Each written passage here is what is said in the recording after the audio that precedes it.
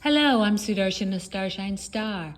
I'm so happy that you're here with me now. Thank you for being here. It's a beautiful Monday, June 10th, 2024. I'm going to do another installment of a series I started a little bit ago. You can find the previous, this will be chapter 3 of the Devi Mahatmyam. You can find the previous clips that I did on this on my TikTok, which is username at StarshineStar909. The name of the channel is Mahakali Yeshua 9.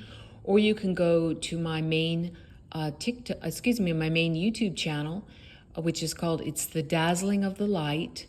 Or you can just go to YouTube and type in at Sudarshana Starshine Star to access all of my clips there. So this will be the Devi Mahatmyam chapter 3. And first let me say that this is an incredible epic poem from ancient India. It was written by the sage Markandeya in 550 AD. It's also in the Markandeya Puranas. And this is not just a story or a poem. Mother Divine herself said to the Maharshis when one reads this epic poem aloud or listens to it intently, you'll receive really great blessings and really healing energy. This is not just a story about Mother Divine's battle against the evils, against the darkness. When you're listening to it and you're just paying attention peacefully, it is actually a divine tool to help uproot and clean out and slay darkness within us and problems that we're having of all kinds. So I'm just going to read the back of this latest, it's a little skinny book. Latest edition is by Lyndal Vercoe. And it says, as you read this Devi Mahatmyam, you will feel the joy, the power, and the wonder of the Divine Mother. At its simplest level, the Devi Mahatmyam is the battle between good and evil. But on that battlefield, the majesty of the Mother Goddess should not be underestimated. She does not wage wars with the aid of grand armies or divine allies. She alone is the source and the strength. In a new translation of this sacred text, Lyndal Vercoe offers a direct and devotional rendering. This is not just a description of divine power. It is a worship and a praise of God as the mother of the universe. When you are called to mind in difficult times, you remove terror from all creatures. When remembered by the self-aware, you bestow deeper enlightenment. Who beside you dares to dispel poverty, grief, and fear? Who else is always kind-hearted to everyone? You destroy the unrighteous to bring happiness to the world. Okay, and before I begin the reading, I always like to start all of my clips with the 3 opening prayers. They're short. They're in Sanskrit and Telugu. This is to bless and purify and uplift, sanctify and protect you, me, and this clip. All right. Om, Om, Om, Guru Brahma, Guru Vishnu, Guru Devo Maheshwara, Guru Sakshat Parabrahmam, Tasmahi Sri Guruve Namaha. Om Suklam Bharataram Vishnum Sashivarnam Chatubhujam Prasanavaranam Dhyaye Sarva Vigno Prashante. Om Bhur Suvaha Tat Savitur Varenyam Bhago Devasya Dhimahi Dhiyo Yo Naha Prachotayat. Om Shanti Shanti Shanti. All right, this part of the Devi Mahatmyam, this is being voiced in a character called the Rishi. Here we go. Chapter 3, the Supreme Goddess. Seeing the mother Ambika slay that whole army, the enraged Asura general Chiksura advanced. He rained arrows on her like clouds of rain on Mount Meru. She cut his masses of arrows easily with her own arrows, killed his horses and charioteer, split his bow and his tall banner, and pierced his limbs even as they held his shattered bow. He snatched up his sword and shield and rushed at her, striking the lion on the head and slashing at her left arm. "O king!" That sword disintegrated when it touched her arm.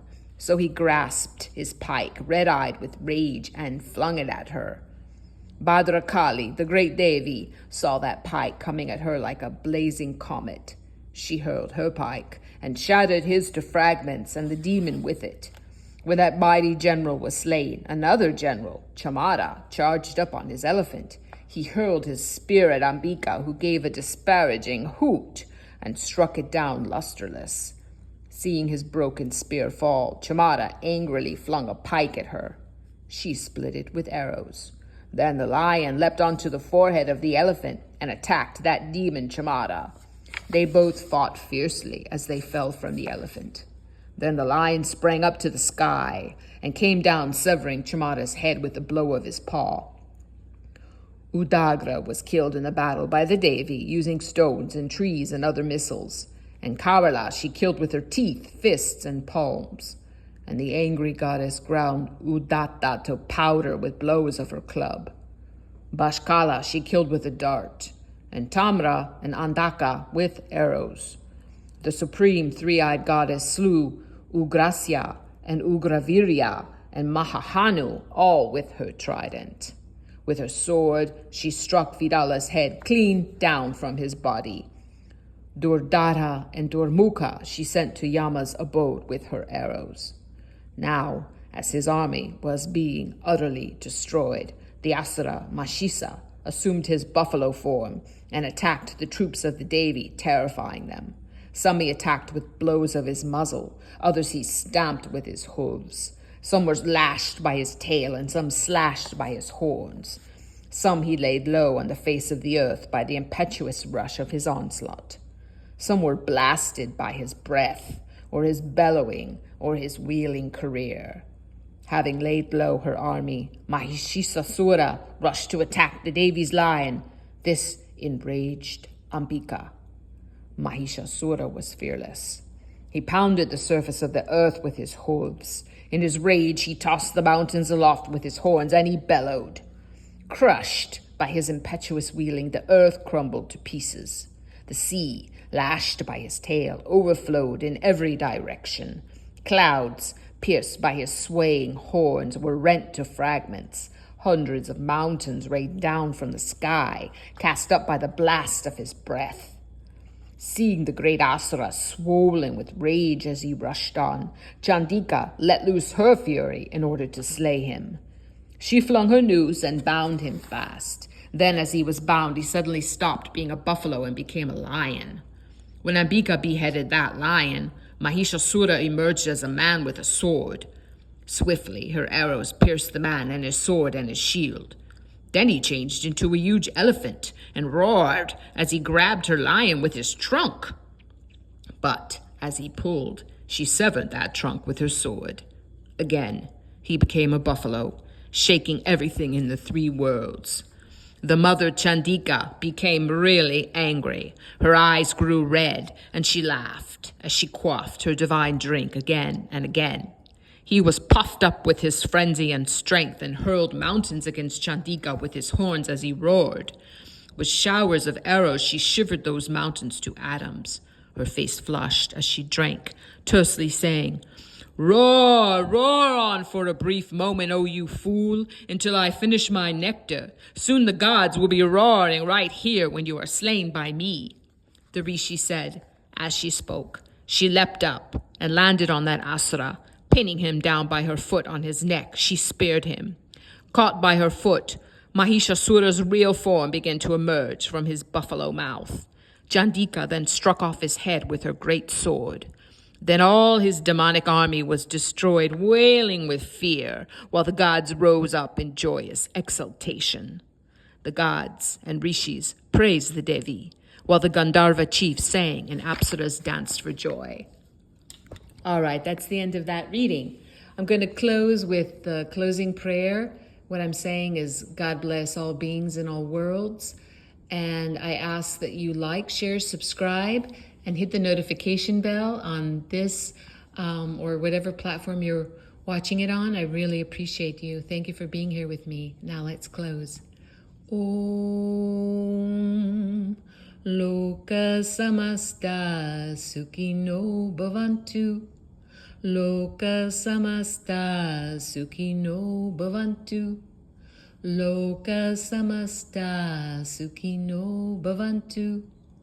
Om Shanti, Shanti, Shanti.